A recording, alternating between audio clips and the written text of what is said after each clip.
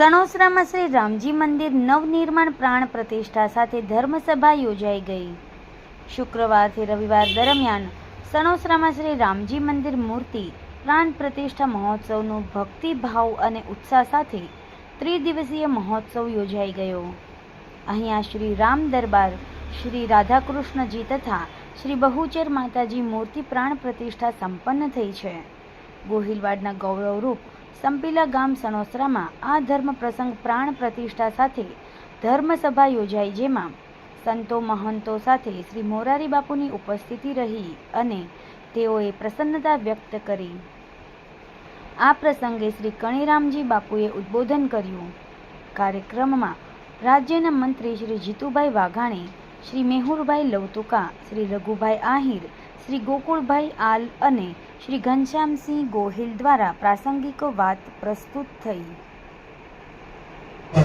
વૈદિક પરંપરાના જો આપણે બાળકો હોઈએ તો 5 દેવની પૂજા થવી જોઈએ। એમાં એક સૂર્ય,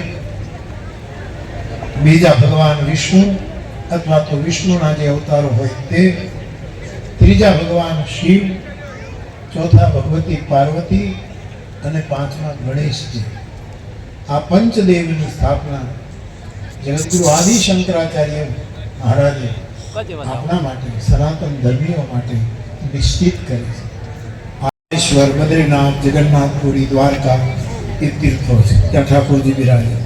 ત્યાં તો આપણે રોજ ન જઈ શકીએ। પછી એક બીજું મંદિર આપણા ગામમાં મંદિર હોય છે, જે આપે નિર્માણ કર્યું, તો ત્યાં જઈએ। માની લો કે મંદિરમાં પણ આપણે રોજ ન જઈ શકીએ, અઠવાડિયે ન જઈ શકીએ, તો એક ત્રીજું મંદિર આપણા ઘરમાં હોય છે, ગોખલામાં, ખૂણામાં, કબાટમાં, જેને માનતો હોય એનું મંદિર હોય છે। અને એક ચોથું મંદિર તો આપણે જ્યાં જઈએ ત્યાં આપણી સાથે જ હોય છે, એ મંદિર છે આપણું હૃદય। ઈશ્વર સર્વભૂતાનાં હૃદય છે, આપણી અંદર એક મંદિર છે। આ બધા જ મંદિરના તરફ મારી તમારી ગતિ હોય। હું આ સણોસરામાં આવું, તમારો ભાવ હોય, સાચી વાત, તમે એમ કહો કે બાપુ અહીંયા રોકાવ। હમણાં સણોસરા 2 વર્ષ પહેલાં મેં જ્યારે કથા કરી ત્યારે રોજ રાત્રે હું ખેતરમાં કોઈને કોઈ ખેડૂતને ઘરે રાતવાસો કરવા માટે જતો રહેતો। વિરાજિત થયા એક સાધુ તરીકે હું આખા ગામને ખૂબ ખૂબ સાધુવાદ આપું છું। ખૂબ હું આવ્યો ત્યારે આપણા કૃષિ મંત્રી જીતુભાઈ બોલતા હતા, એનો ઉમળકો એ પ્રગટ કરતા હતા, અને મેં જાણ્યું કે આખા ગામની સમરસતા કેટલી સરસ, કે એક જ રસોડે, એક જ સાથે, કોઈ પણ નાત જાત અને વર્ણનો ભેદ વગર આ ગામે એક બહુ જ મોટું દ્રષ્ટાંત પૂરું પાડ્યું છે।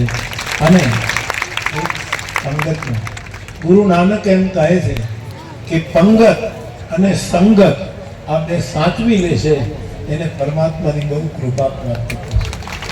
આવ હતો, હું પૂછતો હતો કે આપણા મંદિર કેટલા વર્ષથી હતું, નવું બનાવ્યું, આવું બધું જાણતો હતો, પણ બાપુ જે લોકો સેવા સેવકો એમનો જે ભાવ હતો, એક જણા એવું કીધું, બાકી ગોખમાં કરતા।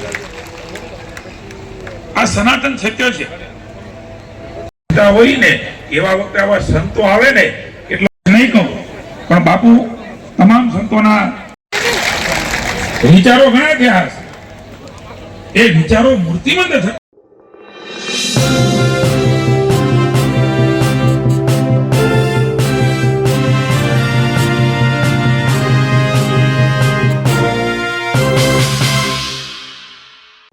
સમાજ માટે, સત્ય માટે, સત્યપૂર્ણ સમાચાર પ્રસારણ આપના મોબાઈલ પર તરત જ લાઈક કરો, શેર કરો અને સબસ્ક્રાઈબ પણ કરો। અને હા, ઘંટડી વગાડવાનું ન ભૂલશો। આભાર।